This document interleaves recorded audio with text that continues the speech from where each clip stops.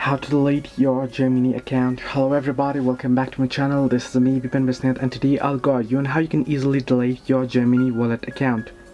Well, the process itself is pretty simple and easy.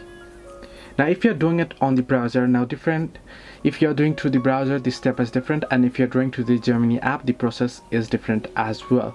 So if you want to do it through the browser, you can head into gemini.com/wallet and then go ahead and log into your account. Right, once you're logged in, you want to go to the profile settings page, then click the close account button at the bottom of the page, then type in all caps close and press close account to confirm it. Similarly, if you are doing it on the application, I'm unable to log in at the moment, so hence I won't be able to show you, but simply press the account icon in the top right hand corner, then select the preferences and press the close account button.